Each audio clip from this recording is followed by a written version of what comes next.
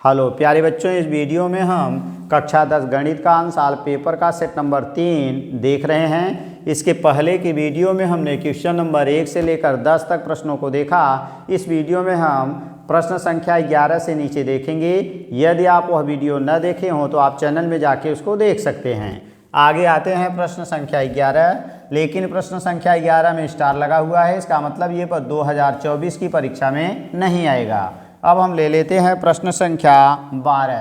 तो 12 में क्या दिया हुआ है, करा चित्र में ए बी बराबर 3 सेंटीमीटर, ए सी बराबर 6 सेंटीमीटर, बी डी बराबर 2 सेंटीमीटर और सी डी बराबर 4 सेंटीमीटर। तो कोण बी ए डी और कोण, ये सारी डी नहीं है, कोण सी ए डी का अनुपात होगा। यहाँ पर एक त्रिभुज दिया हुआ है, तो ये त्रिभुज है, इसमें यहाँ बिंदु ए है, यहाँ बी है, यहाँ सी है और यहाँ से आपने एक लाइन खींचा है और यहाँ पर बिंदु डी है। ये करा 3 सेंटीमीटर है और ये दे दिया है 2 सेंटीमीटर है और यहाँ पर 4 सेंटीमीटर है, ये 6 सेंटीमीटर है। और आपसे कहा गया कोण बी ए डी माने इस कोण की बात कर रहा है। दूसरा कोण सी ए डी, तो सी ए डी का मतलब इस कोण की बात कर रहा है। इसी दोनों का हमें अनुपात निकालना है। तो अगर हम बात करें इस त्रिभुज की और इस त्रिभुज की, तो ये भुजा बटे ये भुजा है, यानी 3/6 बराबर, फिर ये भुजा 2 बटे ये भुजा यानी 4 है। अगर हम निकालें तो 3 × 3, 3 दूनी 6, यहाँ भी निकालें 2 × 2 और 2 दूनी 4, यानी दोनों अनुपात आपस में बराबर हैं। अर्थात ये दोनों समरूप त्रिभुज है। अगर समरूप त्रिभुज है तो इसका मतलब है कि जो भुजाएं बराबर हैं अनुपात में उसके सामने का कोण बराबर होगा। तो 2 के सामने का कोण और 4 के सामने का दोनों कोण बराबर होगा, अर्थात कोण बी ए डी अनुपाते कोण सी ए डी और ये बराबर हो जाएगा, बराबर है इसका मतलब 1/1 होगा, अर्थात 1:1 और यही हमारा ऑप्शन बी सही हो जाएगा। प्रश्न संख्या 13 में भी स्टार लगा हुआ है, इसका मतलब ये 2024 की परीक्षा में नहीं पूछेगा। नेक्स्ट है प्रश्न संख्या हमारा 14। तो 14 में क्या कह रहा है, बता रहा है 14 में कि चित्र में बिंदु ओ का बिंदुओं ए तथा पी से देखने पर अवनमन कोण। यहाँ पर एक फिगर दिया गया है, एक ये फिगर है और इसी में एक फिगर और दे दिया है, ये है। तो यहाँ पर एक बिंदु दे दिया O, यहाँ पर है Q और यहाँ पर है P, ऊपर है A यहाँ और नीचे दिया हुआ है B। यह कोण हमारा दिया है 60 अंश है और पूरा कोण हमारा दे दिया है 45 डिग्री है। तो ये चूँकि 90 है तो पूरा 45 है, तो यानी ये भी 45 होगा, क्योंकि 45 45 90 90 90 180, यानी ये भी हमारा 45 अंश मिल जाएगा। अब अगला नंबर है, यहाँ पर क्या कह रहा है, ए तथा पी से देखने पर, यानी ए से देखने पर अवनमन कोण कहा तो पूरा कोण 90 होता है, 45 नीचे है तो 45 ऊपर होगा। इसका मतलब हमारा आंसर एक 45 मिल गया। दूसरा पी से देखने पर अगर हम निकालेंगे तो पूरा कोण 90 होता है, नीचे 60 है तो ऊपर 30 होगा, क्योंकि दोनों मिला के 90 होना चाहिए। तो दूसरा हमारा 30 अंश आ जाएगा।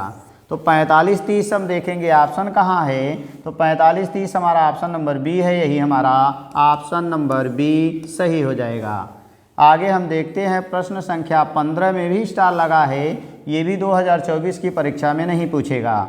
16 में स्टार लगा है, ये भी 2024 की परीक्षा में नहीं पूछेगा।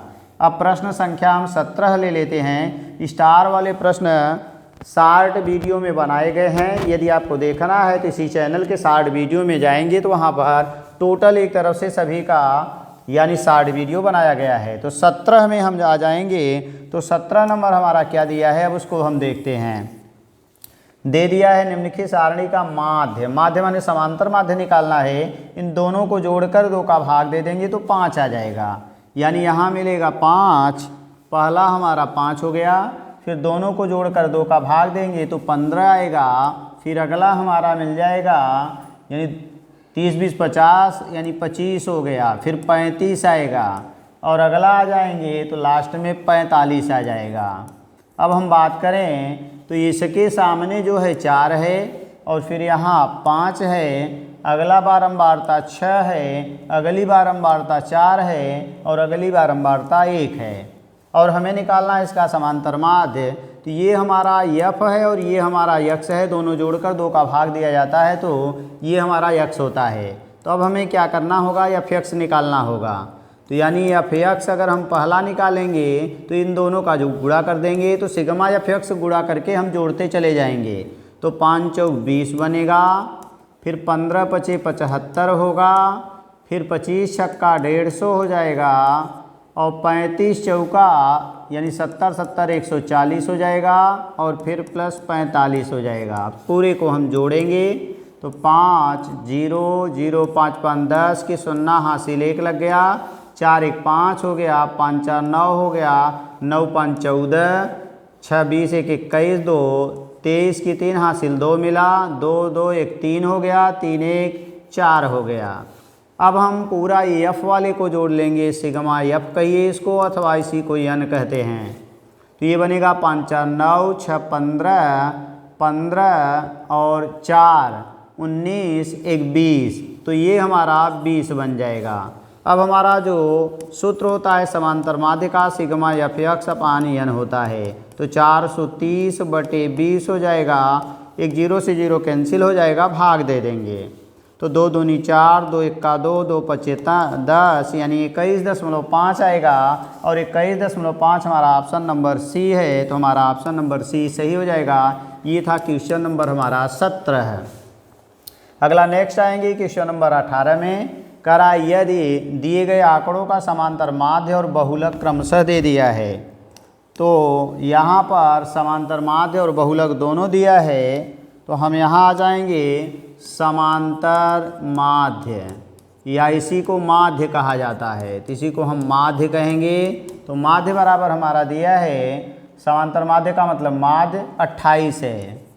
आगे आ जाएंगे बहुलक, यानी बहुलक, और ये बराबर हमारा दिया है, बहुलक दे दिया है हमारा 16। अब हमारा सूत्र होता है बहुलक, ये बराबर होता है 3 माध्यक, माध्यक का मतलब मध्यिका, और -2 माध्य, माध्य मतलब समांतर माध्य। तो बहुलक का मान 16 हो गया, 3 गुणे माध्यक यही हमें ज्ञात करना है, -2 गुणे माध्य 28 है। तो 28 दूना 56 आके जुड़ जाएगा, तो 16 + 56, क्योंकि माइनस था इधर आएगा प्लस होगा, 3 माध्यक बन जाएगा। अगर हम माध्यक बराबर निकालेंगे तो 3 का भाग दे देंगे, 6 6 12 की 2 हासिल 1, 5 1 6 1 7 बटे 3 कर देंगे, तो ये बनेगा हमारा माध्यक। 3 दूनी 6, 3 चौक 12, 24 आ गया। तो हमारा आंसर क्या आया, माध्यक बराबर हो गया 24। और हम देखेंगे इसमें 24 दिया कहाँ है, तो हमारा आंसर 24 सी है। इसका मतलब इसका ऑप्शन नंबर सी सही हो जाएगा। ये था क्वेश्चन नंबर 18। 19 से निम्नलिखित बारंबारता बंटन का बहुलक वर्ग होगा। यहाँ बहुलक वर्ग निकालना है।